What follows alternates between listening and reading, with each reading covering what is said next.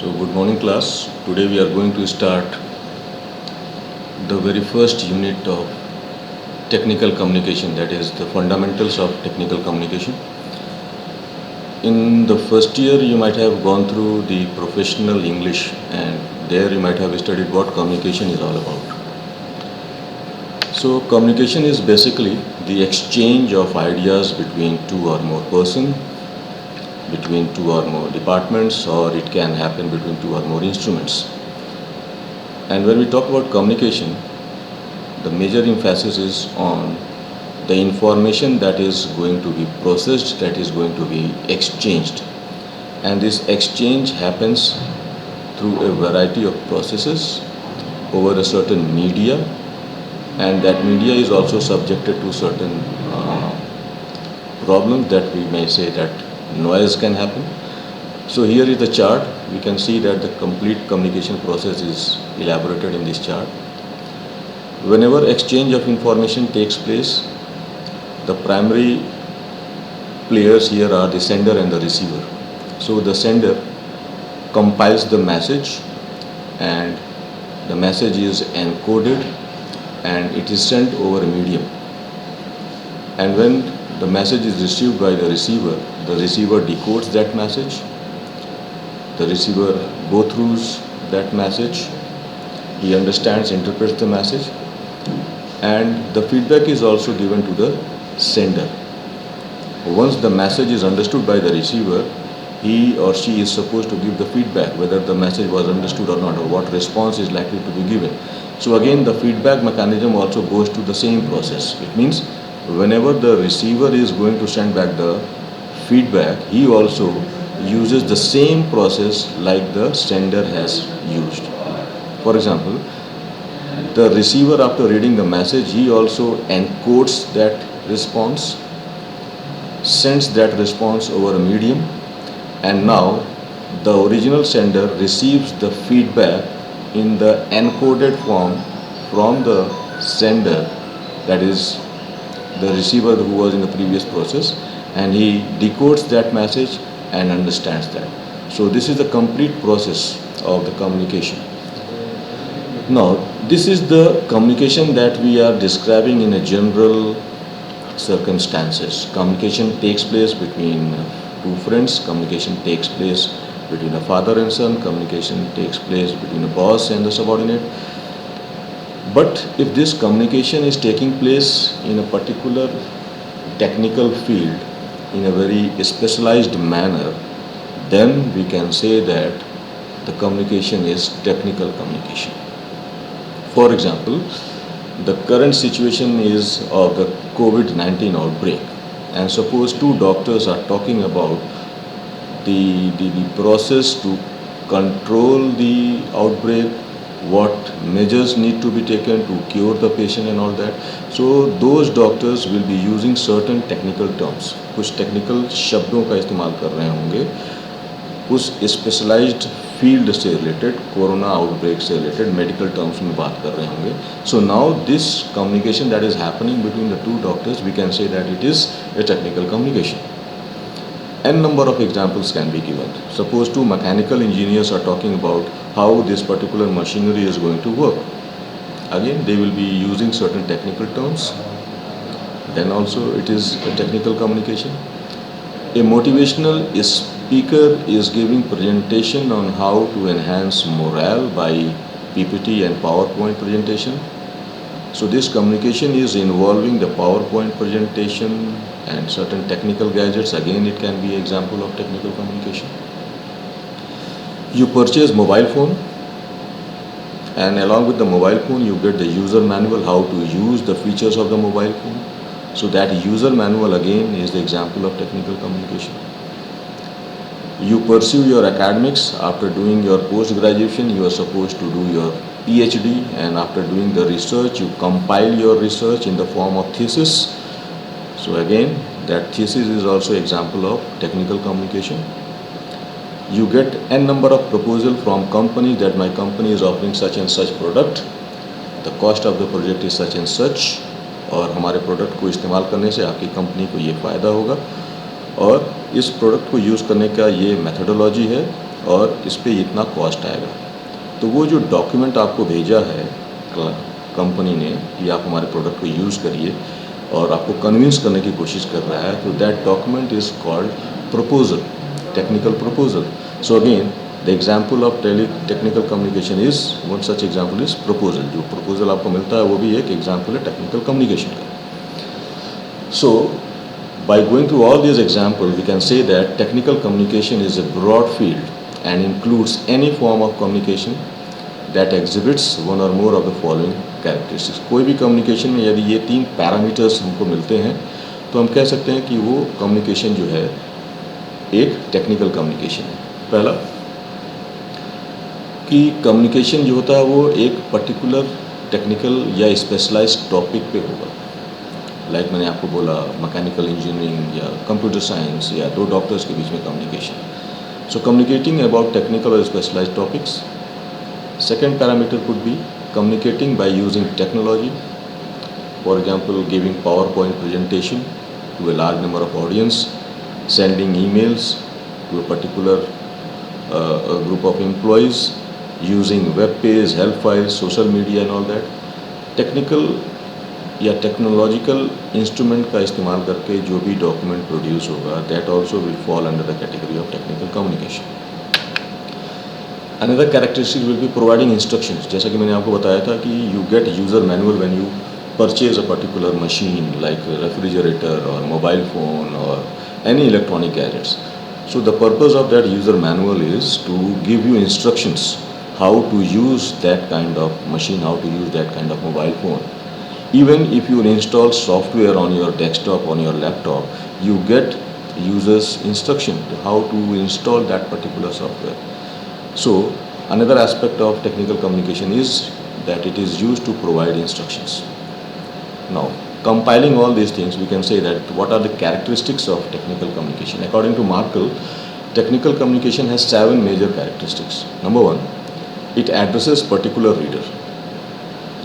Every technical communication is directed towards a particular set of reader or a particular set of audience. If you are going to give PowerPoint presentation, you might be giving lecture to your students.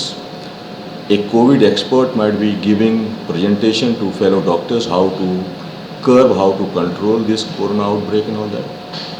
So the technical communication is particular, designed for a particular reader. Second characteristic is it helps readers solve problem. Like in the case of user manual, if you are having any difficulty installing the software, you can refer to the user manual. If you are having difficulty in using the mobile phone feature, you can refer to the user manual. So technical communication is designed to help the readers solve the problems. Technical communication is also reflecting the organizational goals and culture, what this company is all about, what this project is all about, what are our cultural aspects. Like the company का जो ब्रोशियर वगैरह होता है या institute का जो ब्रोशियर होता है उसमें कंपनी का मिशन, विज़न, स्टेटमेंट दिया हुआ होता है। So that is basically projecting what the company is thinking about, what are the company's plan, what is the company's mission and vision, what is the cultural aspect of that company's functioning. तो technical communication जो है वो organisational गोल और उसके culture के बारे में भी आपको इन्फॉर्म कर रही है। Technical communication is the document produced by technical communication that is produced collaboratively. It is not a one-man deal. Suppose यदि कोई मार्केटिंग, कोई कंपनी कोई नया प्रोडक्ट डिवाइस कर रही है तो उस कंपनी, जैसे मैंने अभी बोला, उसका यूज़र मैनुअल है मोबाइल का, तो यूज़र मैनुअल को डेवलप करने में कोई एक बंदे का रोल नहीं होगा। उसमें रिसर्च एंड डेवलपमेंट टीम का कोलैबोरेशन होगा, कंट्रीब्यूशन होगा, उसमें प्रोडक्ट डिज़ाइन एंड डेवलपमेंट वाले टीम का कंट्रीब्यूशन होगा, उसमें क्वालिटी कंट्रोल वाले टीम का कंट्रीब्यूशन होगा। तो कई सारे लोग मिल करके उस चीज़ को डेवलप करेंगे। Next feature is using design to increase readability. Technical communication में जो हम जिस तरह के फ़ॉन्ट्स यूज़ करेंगे, जिस तरह की डिज़ाइनिंग यूज़ करेंगे, वो पर्पज़ ये होता है कि जो रीडर जिसके हाथ में वो टेक्निकल डॉक्यूमेंट जाए उससे वो अच्छे से रीड कर पाए, रीडेबिलिटी इन्हेंस्ड हो।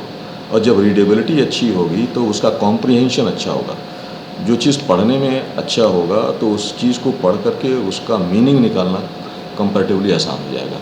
So the technical communication is designed to increase the readability of that particular document. और जब हम डिज़ाइन की बात करते हैं, डेवलपमेंट की बात करते हैं टेक्निकल कम्युनिकेशन के कंटेंट का, तो उसमें वर्ड्स और ग्राफिक्स का भी इस्तेमाल करते हैं। वर्ड्स ऐसे होने चाहिए जो लोगों के समझ में आए। एक्सपर्ट होगा तो टेक्निकल वर्ड्स समझ जाएगा, बट अगर वो टेक्निकल डॉक्यूमेंट जनरल पब्लिक के लिए है तो ऐसे वर्ड्स का इस्तेमाल करना चाहिए जिससे उसको समझने में सहूलियत हो। कॉम्प्रिहेंशन शुड बी एनहांस्ड, और graphics improve the interest in that particular technical document. Graphics वगैरह से कॉम्प्रिहेंशन और इम्प्रूव हो जाता है। फॉर एग्जांपल, जैसे पिछले वाले स्लाइड्स में हमने देखा था कि I was talking about the communication process, and in describing the communication process I used one diagram and graphics, तो उससे प्रोसेस को समझने में थोड़ी सी सहूलियत हो जाती है। And final characteristic is it is produce using high-tech tools. Software का इस्तेमाल हो सकता है, टेक्निकल गैजेट्स का इस्तेमाल हो सकता है। For example, I am giving you this presentation using the PowerPoint slides, using the webcam, using the headphone and all that. So by using all these technical tools, I am able to give my presentation before you. Now let's see what are the objectives of technical communication. Whatever example I have given to you in my previous slides, सब में हमने यही बात किया था कि जो technical communication होता है उसका प्राइमरी पर्पस होता है कि जो रीडर है या जो ऑडियंस है उस तक हम अपनी बातों को पहुंचाएं। So the first objective of technical communication is to inform the audience. Second is to instruct the reader और the audience, like in case of the user manual, what that particular reader is suppose to do. When a boss gives instruction to his subordinates about a particular project, he might be using certain documents, certain manuals. So that the purpose of the manual is to instruct the subordinate how the work needs to be performed. So the first purpose is to inform, second is to instruct how the work is to be done, and another aspect of technical communication is to persuade. By giving instruction, by informing and convincing the reader, okay, this needs to be done. तो उसको convince भी करना है कि इस particular set of work को करना क्यों ज़रूरी है। One example I have given you, like the proposal जो डॉक्यूमेंट होता है वो कंपनी को क्लाइंट भेजता है, वो इसलिए भेजता है कि ताकि वो प्रपोजल को पढ़ करके हम कन्विंस हो जाएं ताकि उसके प्रोडक्ट को हम खरीद पाएँ। So there are three major objective of technical communication. One is to inform, second one is to instruct, and the third one is to persuade. Now let's see how the technical communication is different from the general communication. Now you can see in the first column we are talking about the features of general communication. So when we are talking about general communication, the message is very general. It is not related to a particular specialized topic. So the message is general, the style is informal, there is no particular pattern that needs to be followed. उस document को बनाने में कोई निश्चित pattern का प्रयोग नहीं करना है। और अधिकतर जो जनरल कम्युनिकेशन होता है वो ओरल होता है, that is mostly oral. It is not always for specific audience, general public के लिए होता है ताकि उसको वो आसानी से समझ सकें। And there is no use of technical terms and graphics in comparison to the general communication. In technical communication the message is highly technical, specialised topic के बारे में होगा। जैसा कि मैंने पहले बताया था, two mechanical engineers talking about how this particular machine needs to be installed और how this particular machine will be function. So the technical message will be there. Second is जो स्टाइल और अप्रोच होगा वो काफ़ी formal होगा। There will be certain rules जिसको follow करके हमको वो डॉक्यूमेंट बनाना होगा। जैसे अगर if you have to write a thesis, तो थीसिस लिखने का एक डिफाइंड पैटर्न है, एक डेफिनेट रूल है कि उसमें ये चीज़ होनी ही चाहिए। तो जो टेक्निकल कम्युनिकेशन होता है उसमें फॉर्मल स्टाइल होगा, फॉर्मल अप्रोच होगा, एक सेट पैटर्न को फॉलो करना होगा। And this technical communication can be oral, like giving the oral presentation before audience, and it can be written also by the means of thesis or abstract or writing synopsis or writing business proposals. And this technical communication is always for a specific audience. It is not for the general public. Specialized field से related जो भी होगा, जिसके लिए वो intended होगा, जिसके लिए हम वो बना रहे होंगे, जिसको हमको inform करना है, so those audience will be always specific. And in these technical communication technical words का इस्तेमाल करेंगे जिसको हम जार्गन बोलते हैं। फॉर एग्जांपल, अगर सॉफ्टवेयर डेवलप करना है, ऑब्जेक्ट ओरिएंटेड प्रोग्रामिंग का इस्तेमाल करके, जावा या सी प्लस प्लस का इस्तेमाल करके अगर हम कोई सॉफ्टवेयर डेवलप कर रहे हैं तो उससे रिलेटेड कुछ टेक्निकल वर्ड्स का हम इस्तेमाल कर रहे होंगे, पॉलीमॉर्फिज्म का इस्तेमाल कर रहे होंगे, एनकैप्सुलेशन का इस्तेमाल कर रहे होंगे, इनहेरिटेंस का इस्तेमाल कर रहे होंगे। तो ये वर्ड्स जनरल पब्लिक को समझ में नहीं आएगा, लेकिन जिसके लिए बना रहे हैं, जो सॉफ्टवेयर डेवलपर की टीम होगा, वो इन टेक्निकल टर्म्स को समझ सकते होंगे। ठीक है, ग्राफिक्स का इस्तेमाल करते हैं ताकि रीडेबिलिटी और कॉम्प्रिहेंशन उस टेक्निकल डॉक्यूमेंट का बढ़ जाए। सो this was the basic distinction between general and technical communication. Moving on, when we talk about communication, it has to be depending on the language. Language plays a very important role. Without language, there cannot be any communication between the sender and receiver. And when we talk about language, it includes the syntactical rules. Her language का अपना एक rule होता है, उसकी अपनी एक terminology होती है, जिसके अपने कुछ सिम्बल्स होते हैं। So using all these things we are able to convey the message from one person to another person. And language की जब बात होती है तो उससे संबंधित जो भी ग्रामेटिकल रूल्स होते हैं उनको हमको फॉलो करना होगा। For example, if I am communicating in English, so the basic fundamental principle is I should be following the rules of the grammar. Like there might be the rules like subject verb agreement, जो बोलता है कि singular subject के साथ singular verb का इस्तेमाल होना चाहिए, प्लूरल वर्ब सब्जेक्ट के साथ प्लूरल वर्ब का इस्तेमाल होना चाहिए। And we should also be focusing on the application of tenses, proper tense का इस्तेमाल का, और इसमें हमको एम्फसाइज करना पड़ेगा, क्योंकि टेंस अगर हम लोग गलत यूज़ करेंगे तो message will be conveyed wrongly. So language as a tool of communication is very important. Now what are the dimensions of communication? Communication के क्या क्या आयाम हो सकते हैं? So dimension of effective communication include the content. Communication तभी effective होगा यदि जो कंटेंट है, जो मैटर है, जो हम कन्वे करना चाहते हैं, जो इन्फॉर्मेशन शेयर करना चाहते हैं, वो क्वालिटेटिव हो। Second dimension of communication, it should be timely. The timing of the communication is very important. समय निकल जाने पे यदि हमने कोई प्रपोजल दिया तो that will not be of any use. समय निकल जाने के बाद ही हमने कोई रिस्पॉन्स दिया किसी प्रपोजल का, again that will also be of not very much use. So timing has to be appropriate.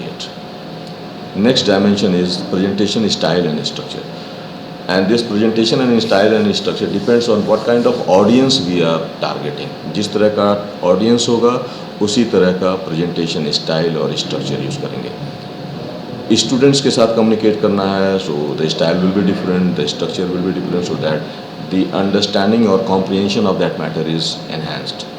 Experts के सामने देना होगा तो presentation style and structure will be different. And before moving on to give the delivery and all that, we have to see what kind of audience and recipients are there. उनका age group क्या है, उनकी academic qualifications क्या है, उनका demographic character क्या है, cultural aspect क्या है।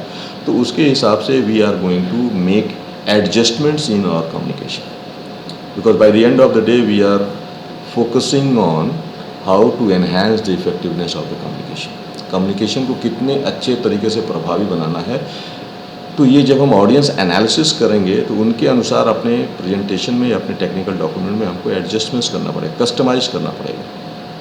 ठीक है। And the choice of communication medium is also important. Choice of communication medium means क्या हमको ओरल प्रेजेंटेशन देना है by the use of power point presentation, या हमको इसको ईमेल के जरिए देना है, या उसको हमको वीडियो लेक्चर्स के माध्यम से देना है, या हम उसको हार्ड कॉपीज़ के माध्यम से लोगों तक पहुंचाना है। So these are the various dimensions of the technical communication that we need to be following और taking into consideration.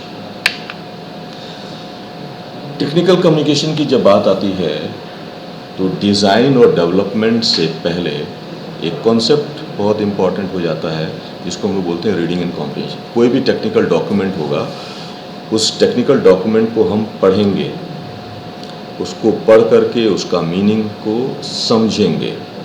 So that is why understanding the concept of reading comprehension is very important. Reading comprehension को आपने class 12th में भी attempt किया होगा। एक passage होता है जिसको पढ़ करके आप उसको समझते हैं और उस पैसेज के एंड में जितने क्वेश्चंस दिए होते हैं आप उसको उसका आंसर प्रोवाइड करते हैं।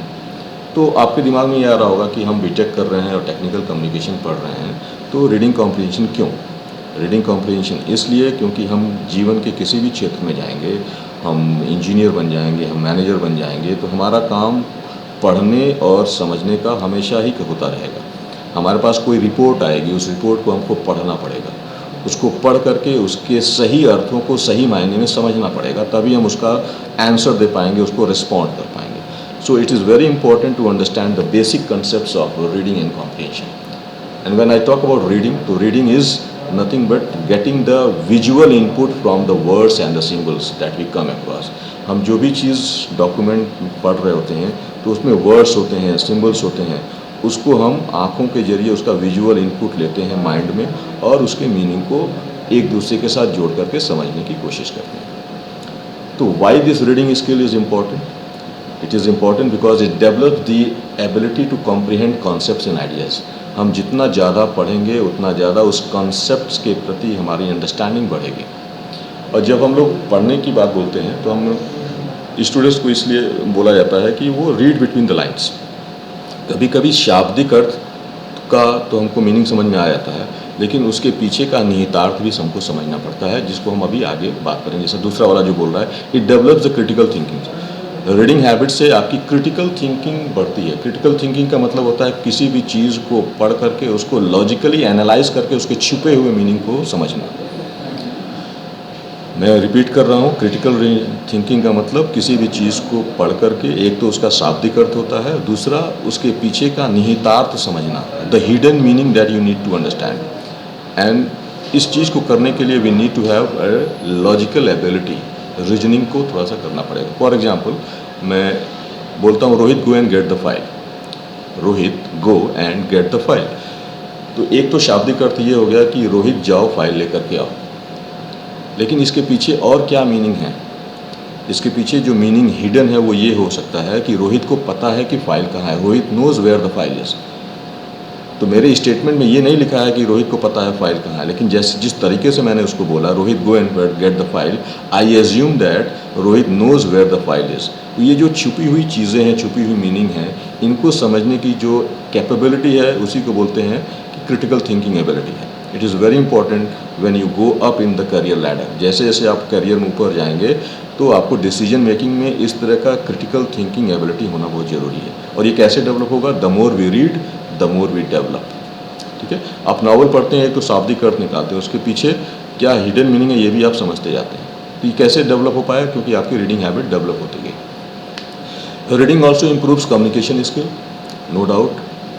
The way we communicate, the way we exchange our ideas by using certain words and vocabulary and the critical thinking ability, तो इससे हमारा कम्युनिकेशन स्किल इम्प्रूव होता है, कॉन्फिडेंस लेवल बढ़ेगा, चॉइस ऑफ वर्ड इम्प्रूव होगा। Reading ability broadens interest and opportunities. जितना ज़्यादा हम रीडिंग एबिलिटी बढ़ाएंगे उतना ज़्यादा मेरा सोच का दायरा, मेरा सब्जेक्टिव नॉलेज का दायरा बढ़ेगा, मेरा इंटरेस्ट बढ़ेगा। You read newspaper, being a science student, जब आप न्यूज़पेपर पढ़ते हैं तो आप बिजनेस सेक्शंस भी पढ़ते हैं, तो आपको ये पता चलता है कि इकोनॉमिक के क्षेत्र में क्या क्या चीज़ें हो रही हैं, बिजनेस के क्षेत्र में क्या क्या चीज़ें हो रही हैं। आप एडिटोरियल पढ़ते हैं तो उससे आपको सामाजिक क्षेत्र में क्या क्या चीज़ें हो रही हैं उसके बारे में पता चलता है। तो the more we read the more we broaden our interest, हमारे अवसर, हमारे इंटरेस्ट की चीज़ों का दायरा बढ़ता है। It helps in the mental development, आपका आर्गुमेंटेटिव स्किल डेवलप होगा। आप जीडी में जाते हैं, ग्रुप डिस्कशन में आप आर्गुमेंट एंड काउंटर आर्गुमेंट करते हैं, तो तथ्य जब आपके पास होगा तभी आप उसको तार्किक तरीके से एक दूसरे को कन्विंस कर पाएंगे। So by reading we can develop our mental ability. Reading also develop vocabulary and language skills, no doubt. For example, एक छोटा सा example, if you want to improve your English language, तो we always recommend that read English newspaper, read English literature. Why? Because reading English newspaper, reading English literature, watching news channels, you will come across every day with new vocabulary, new words. तो आप हर दिन नए नए words सीख रहे होंगे, आप sentence का कंस्ट्रक्शन सीख रहे होंगे। तो reading ability develops vocabulary and language skill. It enhances your knowledge also. Now there are certain strategies to develop reading skill. हर आदमी कोई धीमे पढ़ता है, कोई स्पीड के साथ पढ़ता है, किसी का कॉम्प्रिहेंशन कुछ और होता है। तो रीडिंग स्किल को कैसे एनहांस किया जाए, कैसे बढ़ाया जाए? सो the first thing is preview. जब भी हम किसी लिटरेचर को पढ़ते हैं, कोई ज़रूरी नहीं है कि वो लिटरेचर हमारे जानकारी का हो, हमारे इंटरेस्ट का हो। तो पहला काम ये करना चाहिए कि उस लिटरेचर का, उस बुक का टाइटल क्या है, हेडिंग क्या है, और पैराग्राफ के ऊपर जो आपका हेडिंग्स दिया होता है उस पर एक सरसरी निगाह डाल दें, प्रीव्यू कर लें। तो इससे आपको एक आइडिया लग जाता है कि okay, this particular literature is talking about such and such subject.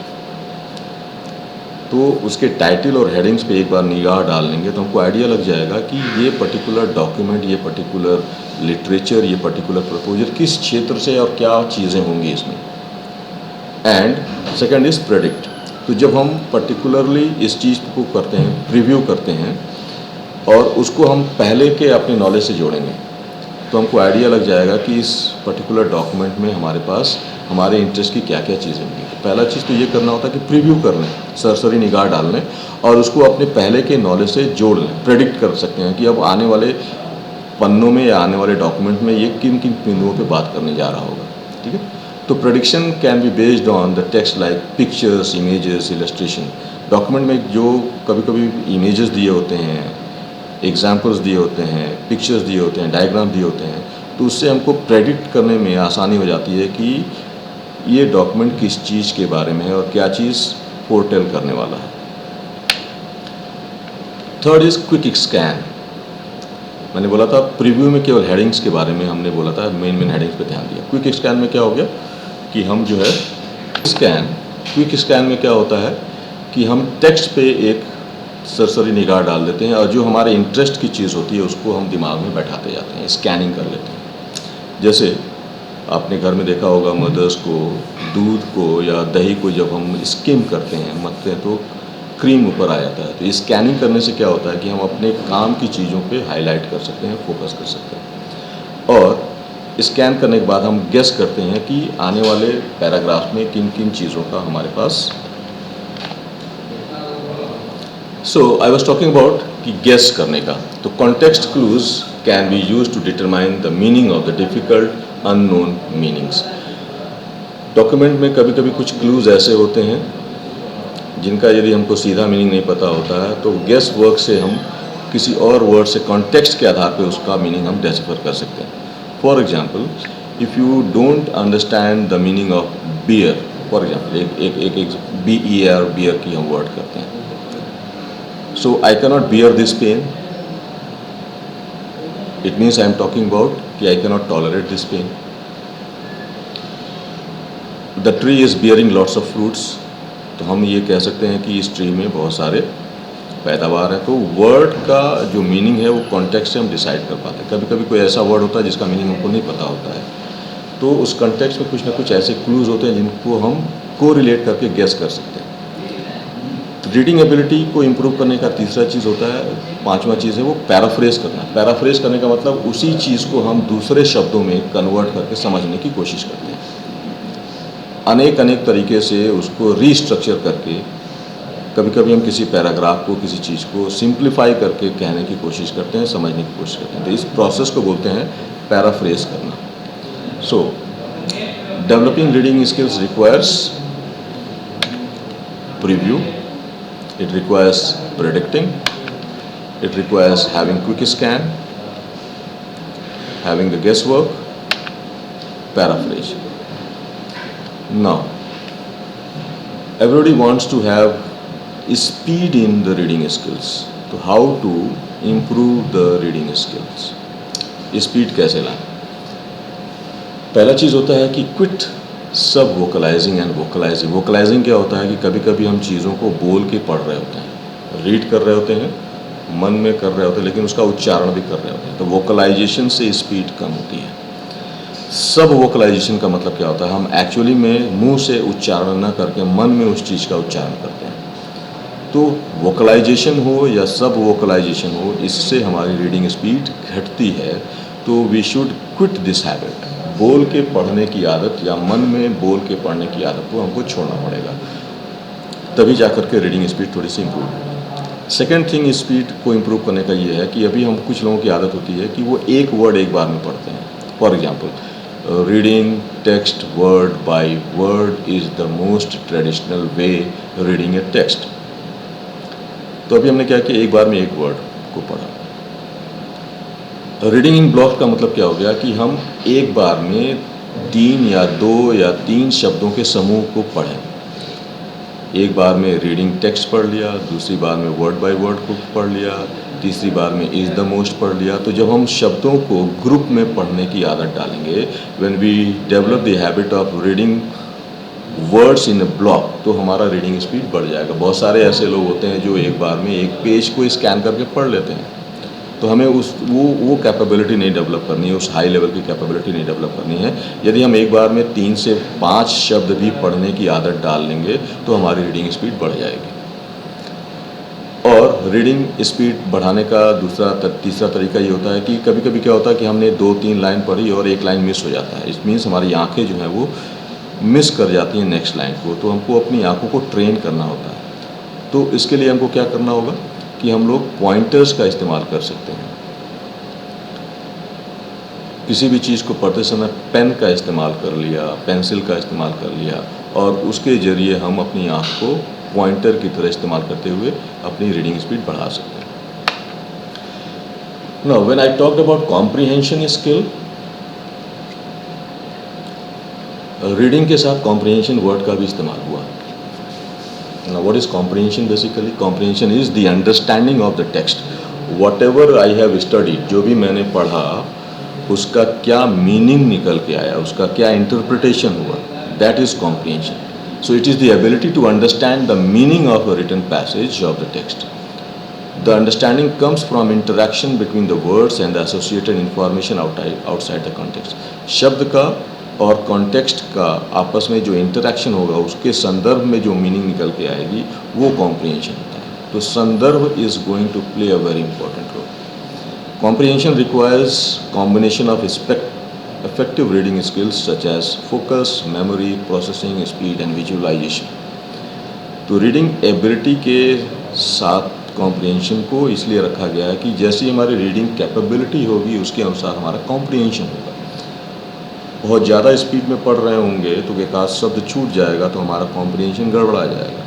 ठीक है, तो there has to be a proper coherence, harmony between the reading ability and then the comprehension reading. Now let's talk about the 7 strategies of the reading comprehension, how to improve our understanding. The first thing is make connection.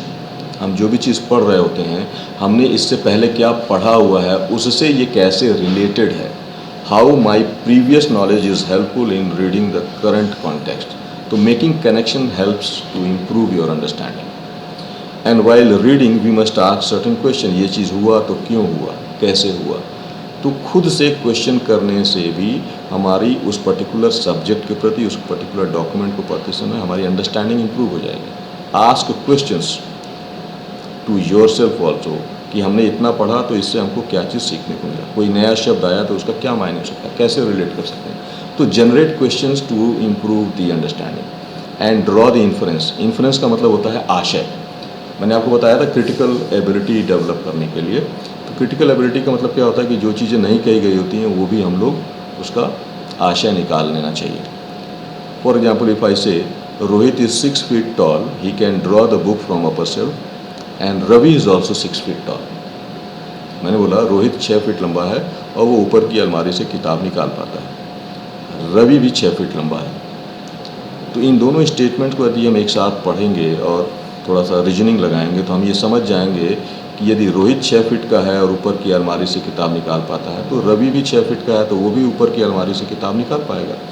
ये चीज़ लिखा हुआ नहीं है, ये हमने क्या किया, infer किया, आशय निकाला। ठीक है, तो इन्फरेंस डेवलप करने से हमारी कॉम्प्रिहेंशन स्किल जो है वो बढ़ेगा, अंडरस्टैंडिंग बढ़ेगा। कोई भी चीज़ आपने कभी मार्केट में गए होंगे तो आपको रास्ते में कोई पैम्पलेट पकड़ा देता है, आप उसको लेते हैं, मोड़ के फेंक देते हैं। लेकिन जब उसमें आपको लिखा होता है कि लकी ड्रॉ होगा तो आप उसको रख लेते हैं, उसको पढ़ते हैं ध्यान से।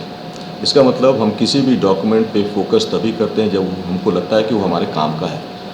तो जो भी चीज़ हम पढ़ें, जो भी डॉक्यूमेंट हम डेवलप करें, उसमें हमको क्या करना चाहिए, अपने मतलब का इम्पोर्टेंस जोड़ लेना चाहिए। जितनी जल्दी हम उसमें अपने इम्पोर्टेंस की चीज़ें हाईलाइट कर लेंगे तो उसके प्रति हमारा कमिटमेंट बढ़ेगा और तब हम फोकस्ड होकर के उस चीज़ को पढ़ेंगे and then my comprehension will improve. Comprehension को इम्प्रूव करने का एक चीज़ होता है विजुअलाइज करने का। शब्दों को विजुअलाइज कीजिए। इफ़ आई से एलिफेंट, तो एलिफेंट बोलने से आपके मन में एक आकृति उभर जाती होगी कि ये big animal having a long trunk, 4 legs and big years. तो ताजमहल मैंने बोला, तो ताजमहल बोलने से आपके मन में ताजमहल की आकृति आ जाती है। तो उसी तरीके से जो भी चीज़ हम पढ़ते हैं, जो भी कॉन्टेक्स्ट में वर्ड्स का इस्तेमाल करते हैं, अगर उसमें हम विजुअलाइजेशन को इम्प्रूव करेंगे तो हमारा अंडरस्टैंडिंग उससे बढ़ जाएगा। ठीक है, तो विजुअलाइज करने से हमारा कॉम्प्रिहेंशन स्किल इम्प्रूव हो सकता है। एंड रीस्टोर अंडरस्टैंडिंग, पैराफ्रेजिंग, वही कहने का मतलब कि जो चीज़ हमने पढ़ लिया उसको फिर दोबारा अपने आसान शब्दों में कह करके समझने की कोशिश करें। तो इससे क्या होगा, वो अंडरस्टैंडिंग हमारी इम्प्रूव हो जाएगी।